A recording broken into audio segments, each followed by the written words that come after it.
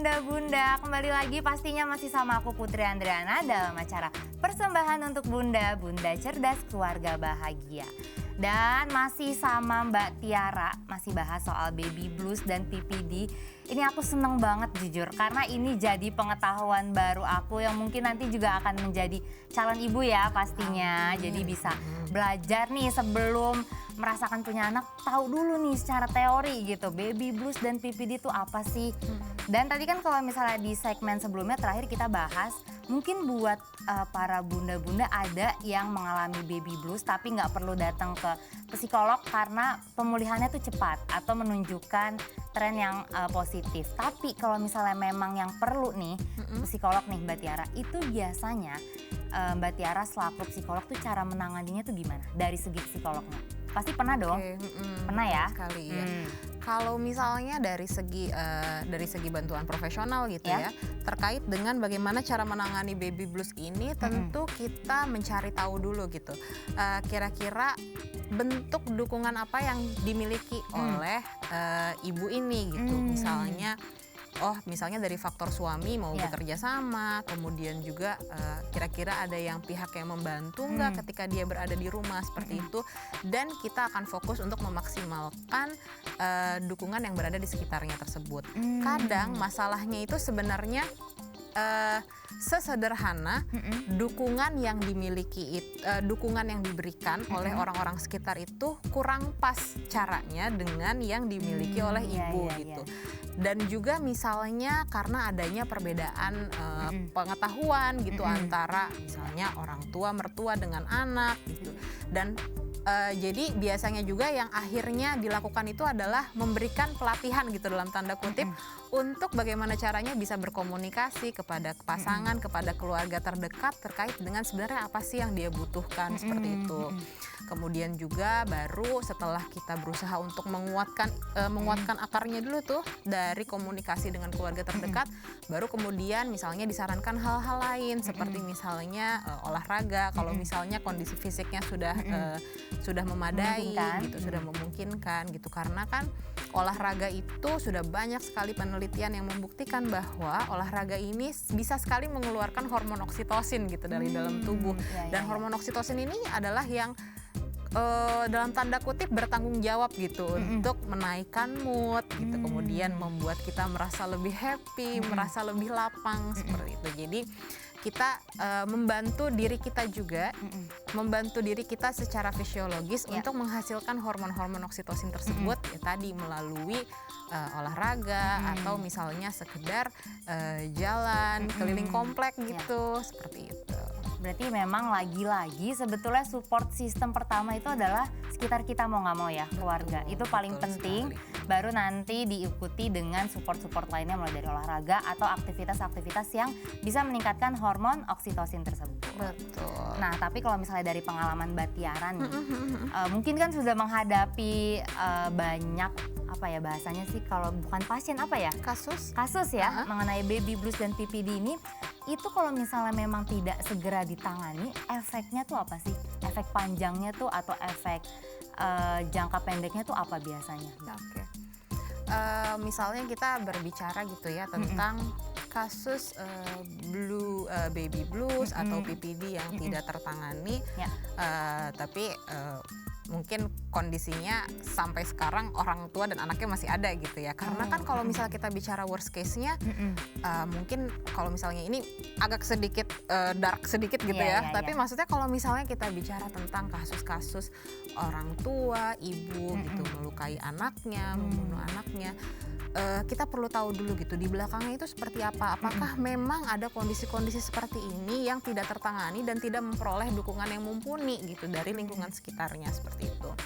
Nah kalau misalnya jangka panjangnya seperti apa gitu, biasanya terkait dengan masalah interaksi, masalah hubungan, masalah kedekatan, attachment gitu, kelekatan antara orang tua dengan anak itu yang paling sering terjadi gitu. Karena kan mungkin kita agak sedikit melebar sedikit gitu ya, bahwa ketika anak baru lahir itu sebenarnya mereka tuh udah punya tugasnya tersendiri gitu untuk melihat apakah dunia ini aman, orang-orang mana aja yang bisa aku percayai seperti itu. Dan ketika misalnya pada saat itu orang tua sedang mengalami baby blues, sedang nggak attach jadinya sama anak, nggak mau lihat anak, kemudian jadinya nggak ada bonding yang mumpuni gitu, nggak saling lihat-lihatan pas lagi menyusui dan sebagainya gitu, itu kalau misalnya tidak tertangani akan membuat anak berkembang merasa insecure gitu, merasa bahwa dunia ini tidak aman, merasa sulit untuk mempercayai orang lain. Implikasi panjangnya bisa jadi seperti itu. Atau sesimpel saya nggak ngerasa dekat sama orang tua saya, jadi saya nggak mau ngedengerin mereka. Sesimpel seperti itu. Ya betul, dan itu aku mungkin sebagai anak muda tuh sering banget ya nemuin kasus teman-teman aku yang akhirnya dia juga tidak mau berkomunikasi dengan orang tua, pada akhirnya tidak percaya juga tadi seperti yang Mbak Tiara bilang, dan akhirnya nggak nurut. Nah jadi gitu tuh bunda-bunda dan ayah-ayah di rumah, ternyata efek dari baby blues atau PPD ini cukup mengkhawatirkan kalau misalnya ternyata efeknya tuh panjang ya, ternyata baby blues atau PPD-nya tuh terus menerus.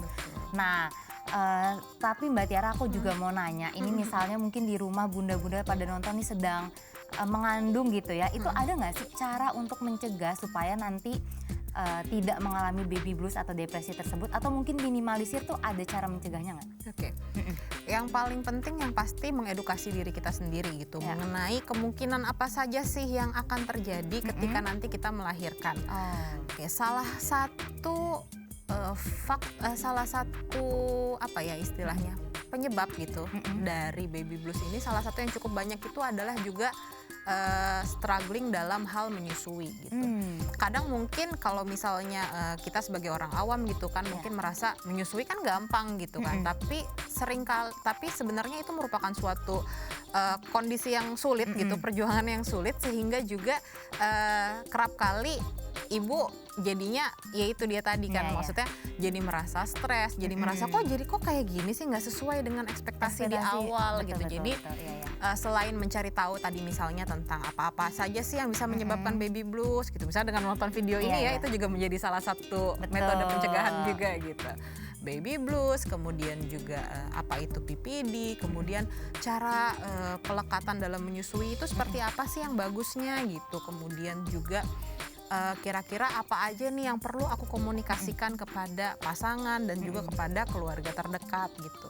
Dan yang pasti itu harus komunikasikan ke pasangan. Misalnya kita punya saya pengennya sih nanti kalau misalnya anak kita udah lahir, kita misalnya bagi tugas kayak tadi, misalnya seperti itu, bisa didiskusikan sama pasangan. Terus misalnya juga bilang gitu misalnya sama orang tua atau mertua, misalnya aku kemarin habis ngeliat nih bahasan dari dokter ini di Instagram gitu, ternyata kalau misalnya bayi tuh kalau misalnya nangis terus nggak apa-apa kok mah, digendong gitu, nggak akan jadi bau tangan, justru dia jadinya malah bisa lebih percaya diri karena dia tahu ke depannya pasti akan selalu ada orang tuanya yang membuat dia merasa aman, hal-hal seperti itu gitu. Jadi bisa banget kita sambil komunikasikan dulu sebelumnya ke pasangan dan keluarga terdekat. Ya.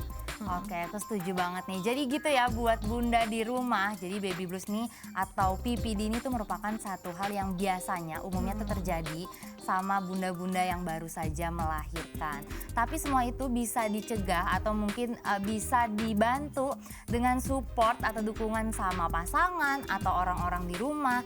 Jadi buat bunda atau orang-orang di rumah nih yang misalnya anaknya lagi mengalami baby blues atau istrinya itu emosional lagi nggak stabil, itu didukung. Jangan ikutan dimarahin ya. Betul, karena itu hal-hal yang mungkin biasalah dialami sama ibu-ibu baru gitu. Dan itu juga sekaligus mengakhiri perbincangan kita hari ini. Tapi buat bunda di rumah atau yang ingin berkonsultasi nih, atau yang mungkin sedang merasa kayaknya lagi baby blues atau PPD, mungkin bisa mengontak Mbak Tiara nih. Bisa kontak kemana nih bunda-bunda di rumah, Mbak? Oke, misalnya untuk misalnya ada yang mau membutuhkan bantuan profesional, untuk membutuhkan bantuan profesional bisa langsung ke Pion Clinician. Kita ada Instagramnya @pionclinician. Lokasinya di Jalan Intan RSPP nomor 8A Cilandak. Untuk websitenya juga ada, di situ bisa langsung kontak juga dan bisa langsung pilih ahli yang yang mau dikonsul gitu, seperti itu.